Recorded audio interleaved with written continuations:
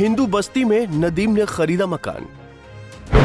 मकान खरीदने के बाद हिंदू बस्ती में कई लोगों ने पढ़ी नमाज।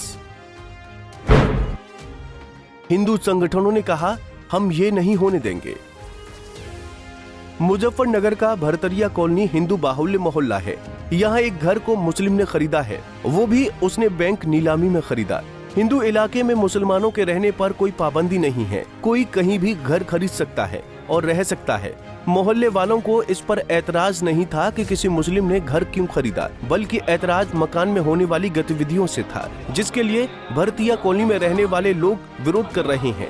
मोहल्ले में रहने वाले लोगों ने थाने में भी FIR दर्ज कराई है। दरअसल जिस मकान को नदीम ने खरीदा था, उस मकान में कई लोग रह रहे थे, जहां अक्सर बाहर के लोग आया करते थे। लोगों का आरोप है कि इस मकान में सामूहिक रूप से नमाज अता की जाती थी और इसी घर से ऑल इंडिया अवाम ए हिंद संगठन का दफ्तर भी चलता था, जिससे लोगों को खुद की सुरक्षा की चिंता सताने लगी। आज में जनपद में आक्रोश व्याप्त है। ऐसे भूमाफिया अराजक तत्व के खिलाफ सख्त से सख्त कार्रवाई हो। ये उसी घर की तस्वीर है जिसको लेकर विवाद है। घर के अंदर ऑल इंडिया अवाम ए हिंद पार्टी का पोस्टर लगा है। इस पोस्टर पर अवाम ए हिंद पार्टी के राष्ट्रीय अध्यक्ष नदीम राव का नाम भी है। लोगों का आरोप है कि इस मकान को नदीम ने विदेशी फंडिंग की मदद से खरीदा है। ये प्री प्लान सुनियोजित घटना का हिस्सा है। हिंदू बाहुल्य में आकर एक भूमाफिया अराजक तत्व द्वारा मकान लेना और वहाँ पर एक संगठन का संचालन करना, ये अपने आप में कहीं ना कहीं सवालिया निशान पैदा करता है। हम जनपद के जिलाधिकारी महोदय से मांग करते हैं आपके चैनल के माध्यम से कि उस व्यक्ति की जांच होनी चाहिए और इसमें कहीं ना कहीं विदेशी फंडिंग का भी बू आ रही है। वार्ता के बाद क्या निर्णय? हिंदुओं ने नदीम पर बिजली चोरी के भी आरोप लगाए हैं, जिसको लेकर उन्होंने कार्यालय का भी घेराव किया। एक कोई आदमी है, उसने जो है भरतिया कॉलोनी में कोई मकान लिया है और उसमें जो भरतिया कॉलोनी में जो मकान लिया है उसमें वो पिछले 2 महीने से बिजली चला रहा था।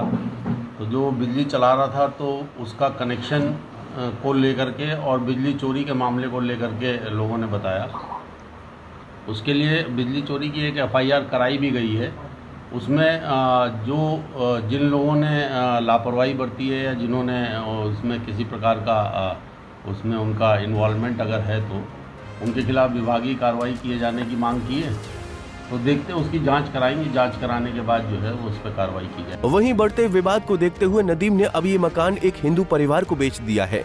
नदीम का कहना है कि उसके खिलाफ बड़ा षड्यंत्र रचा गया है, क्योंकि मैं मीरापुर विधानसभा सीट से उपचुनाव लड़ने की तैयारी कर रहा हूँ। इस पे केवल मैं इतना कहना चाहता हूँ, जो मेरी पार्टी काम कर रही है सद्भावना मंच जो है, ये हिंदू मुस्लिम एकता के लिए प्रतीक है और हम इसी पे वर्क पर काम कर रहे हैं कि मुस्लिम और हिंदू एक साथ चलें। विवाद वाली कोई बात नहीं है, केवल ये कुछ शरारती तत्वों का काम है जो इस तरह का काम कर रहे हैं। आपका आगे का निर्णय क्या होगा? नहीं, निर्णय कुछ नहीं है। वो मकान मैंने सेल आउट कर दिया कल। अच्छा, किसे बेचा है? वहाँ पे SC समाज के लोग रहते हैं और SC समाज के बंदे को ही मैंने वो बेच दिया। भले ही नदीम ने ये मकान बेच दिया हो, लेकिन विवाद अभी भी जारी है। मुजफ्फरनगर से पंजाब केसरी TV के लिए अमित कुमार की रिपोर्ट। हमसे जुड़े रहने के लिए हमारे YouTube चैनल को सब्सक्राइब करें और नई वीडियो की नोटिफिकेशन के लिए बेल आइकॉन को दबाएं।